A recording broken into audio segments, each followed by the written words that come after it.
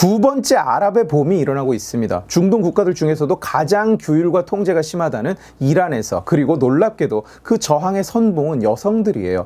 여자가 히잡을 쓰지 않은 채로 운전을 하면 차를 압류해버리는 나라 이란에서 여자들이 히잡을 벗고 거리로 나와서 히잡을 불태우기 시작했어요. 오늘은 이 이야기를 여러분께 들려드리려고 해요. 아랍의 봄, 여러분께서 기억하실지 모르겠어요. 10여 년 전에 중동과 북아프리카를 중심으로 일어났던 시민 저항 운동입니다. 자유민주주의 체제가 불완전하거나 독재 정권이 다스리는 국가들, 특히 군대나 경찰의 힘이 우리나라나 다른 자유민주주의 국가의 것과는 차원이 다른 이런 나라들에서 이런 식의 대규모 반정부 시위가 여기저기서 다발적으로 벌어지는 정말 쉽지 않은 일이 일어났었어요. 페이스북이나 트위터 같은 소셜미디어를 통한 시위의 보도와 확산이라는 것이 처음 일어난 때이기도 합니다. 물론 사상자도 많이 나왔고 수습에도 시간이 참 오래 걸렸어요. 아랍의 봄은 튀니지에서 시작됐지만 이란, 요르단, 모로코, 알제리 등으로 금방 크게 퍼져나갔습니다.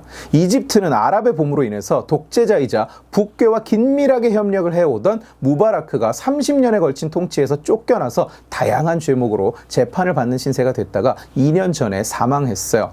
이집트는 이 혁명 이후에 1년 반 만에 혁명을 또 겪으면서 그야말로 수렁 속에 빠져버렸고 아직도 회복이 되지 않은 모양새입니다.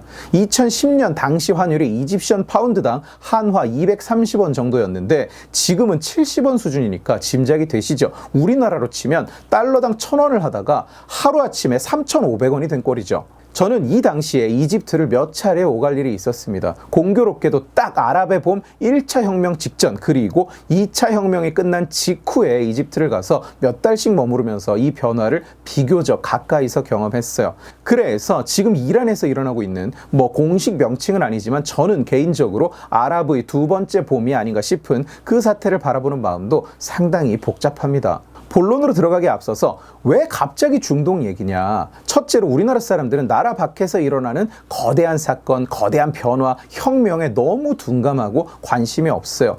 미국같이 큰 나라가 그런다면 이해라도 좀 해보겠는데 이렇게 작은 나라에서 맨날 한다는 게 국내에서 정치 싸움, 말꼬투리, 무슨 문건이 나왔네 뭐네 이런 것들 뿐이에요. 세계에서 무슨 일이 일어나고 있는지 관심을 좀 가져야 됩니다. 우리나라는 세계의 셰일 혁명이 일어나서 세계의 에너지 구도가 요동을 치고 뒤집히고 덕분에 좌파의 희망 베네수엘라가 몰락하는 그 시기에 정윤의 문건이 어쩌네 문고리가 어쩌네 저쩌네 하면서 아무도 관심을 갖지 않고 지나갔어요. 해외의 이벤트, 특히 이런 중요한 주제는 관심을 가지고 볼 필요가 있습니다. 그리고 둘째로 이걸 주제로 영상을 찍는 제 입장에서는 더 중요한 이유라고 말할 수 있을 것 같아요. 이번 이란에서 시작된 이 저항은 우리에게 정말로 중요한, 대한민국에도 그대로 적용되는 질문을 던져주기 때문이에요. 우리는 자발적으로 자유롭게 우리가 가진 우리 자유를 반납하고 포기할 수 있는가? 우리에게 과연 그럴 권리가 있는가? 사건의 발단은 이렇습니다. 올해 9월 16일 마사 아민이라는 22살 여성이 히잡을 쓰지 않았다는 이유로 이란의 규율 경찰에게 체포돼요. 여기는 규율 경찰이라는 게 있습니다. 당시 마사 아민이는 자기 친오빠와 함께 있던 중이었어요.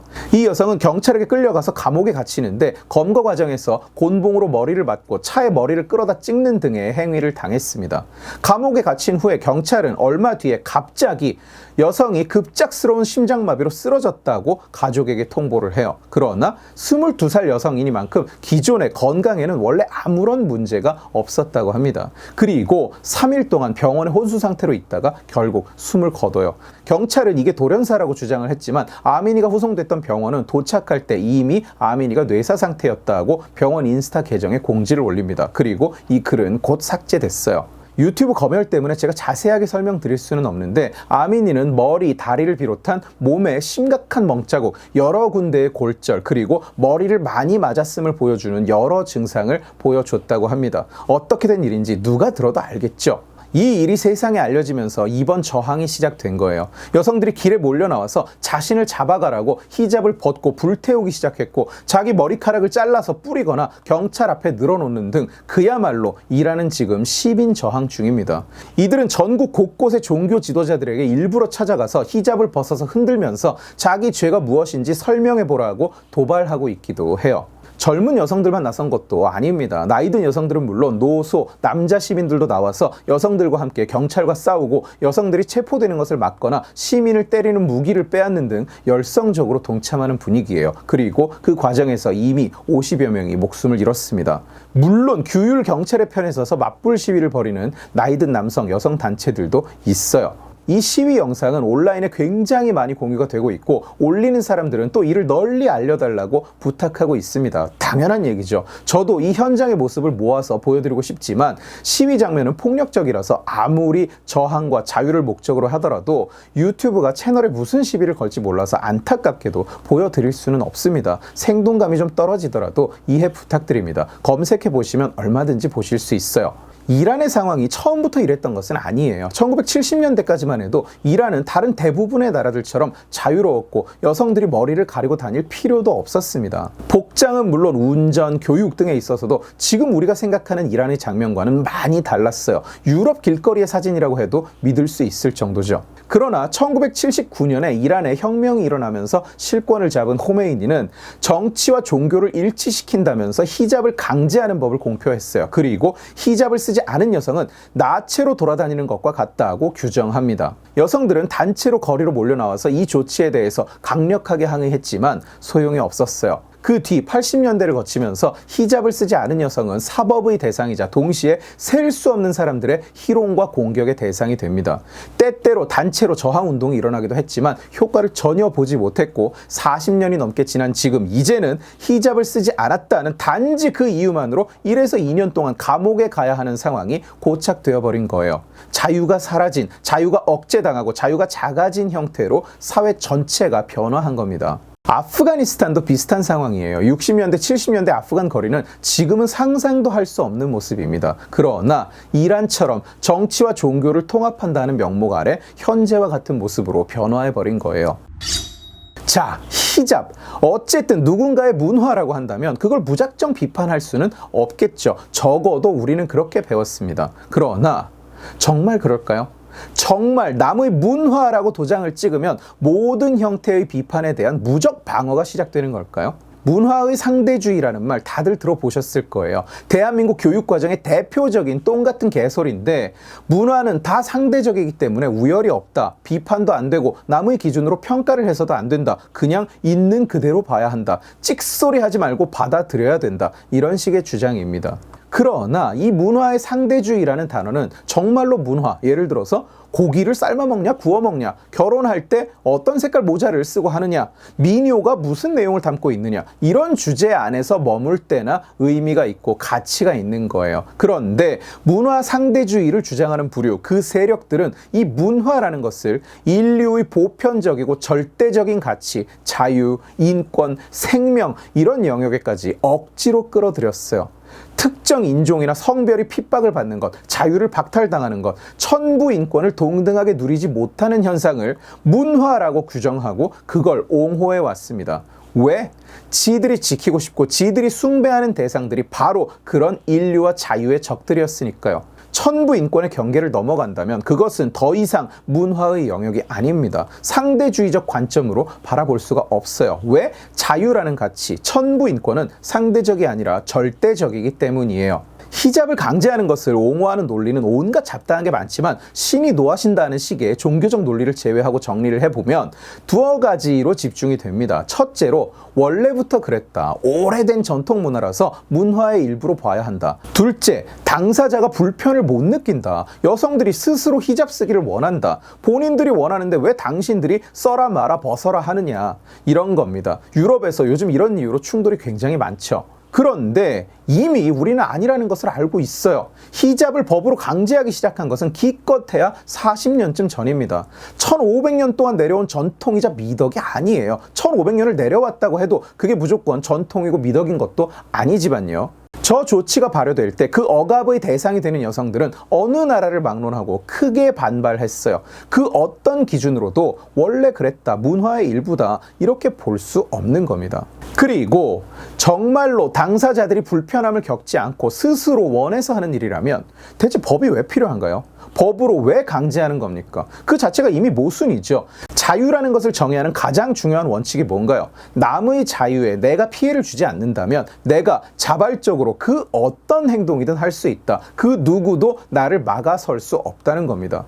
정말 자발적으로 사람들이 히잡을 쓴다면, 그리고 자발적으로 쓰지 않는 사람들은 건드리지 않는다면 이것은 문화라고 봐도 될 거예요. 그러나 타인에 대한 범죄 행위가 없는데도 그걸 법으로 강제하고 감옥에 가둔다. 그 어떤 관점으로도 이걸 문화라고 부를 수 없게 되는 거예요. 이것은 우리에게도 중요한 원칙입니다. 어디 지구를 반쯤 돌아가면 있는 먼 나라에서 벌어지는 우리와 전혀 관계없는 이야기가 아니에요. 왜냐? 우리도 쉽게 이런 함정에 빠져 있거든요. 지식의 칼을 보는 분들 중에도 자유라는 것에 대해서 일정 부분 오해를 가지고 있는 경우가 많아요. 내 마음대로 한다. 좋습니다. 그런데 그 마음의 범위는 과연 어디까지일까요? 자유라는 것은 천부인권입니다. 말 그대로 신에게서 주어진 그 누구도 부정할 수 없는 권리예요. 그렇다면 우리에게 자유를 반납할 자유도 있을까요? 스스로의 자유를 박탈할 자유가 있을까요? 아니요.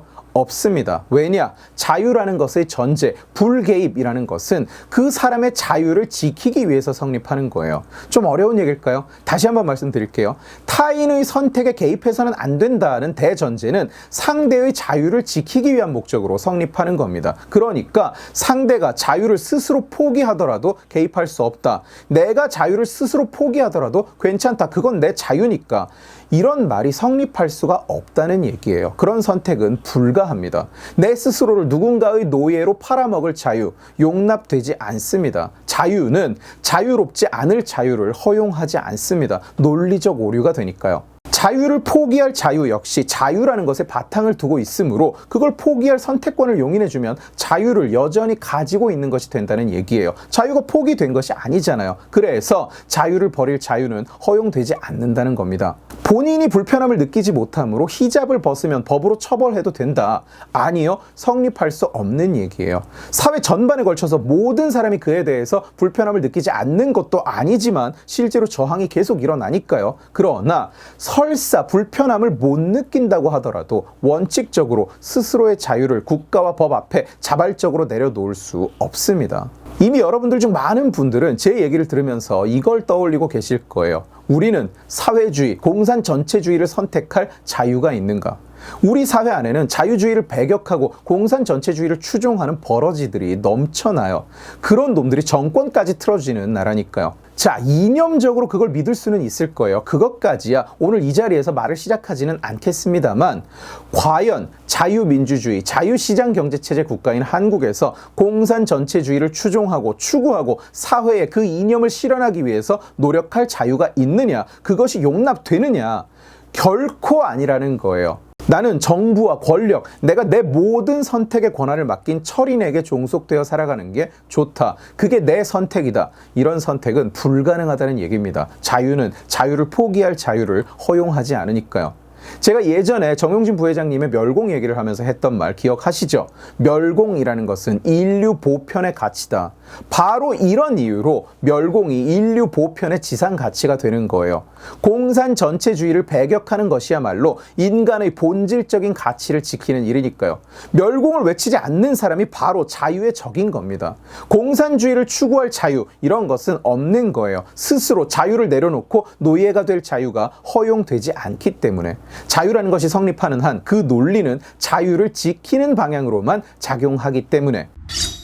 오늘의 테이크어웨이, 대한민국은 참 이상한 사회예요. 자유시장 경제체제의 우수성을 증명하는 세계 최고의 예시이면서도 국민의 상당수가 자유시장 경제체제에 반발을 하고, 자유민주주의 체제를 아마도 세계에서 가장 단기간에 안정된 형태로 구축한 나라이면서도, 물론 구멍이 여기저기 나 있기는 하지만요. 그런데도 자유를 무너뜨리려는 세력이 국가 권력의 절반을 나눠 처먹고 있는 나라입니다. 세계인 대부분이 상상도 할 수 없는 자유와 돈을 누리면서도 그저 머릿속에는 체제를 전복해서 남의 재산을 털어먹을 생각만 가득 찬 국민이 넘쳐나는 사회예요. 두 번째 아랍의 봄을 마주하면서 남 일이라고 여기지 말고 우리가 한번 깊이 생각해 봤으면 좋겠습니다.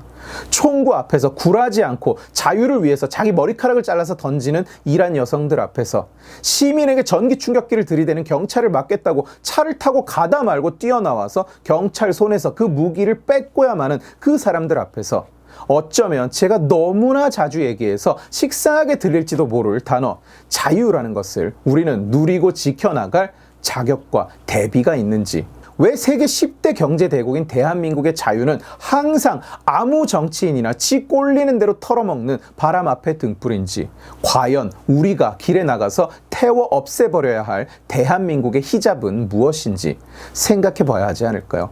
오늘 지식의 칼은 여기까지입니다. 재미있게 보셨으면 지식의 칼 채널을 구독해 주시고 이 영상을 주변에 공유해 주세요. 여러분들이 공유해 주시면 설득은 제가 하겠습니다. 고맙습니다.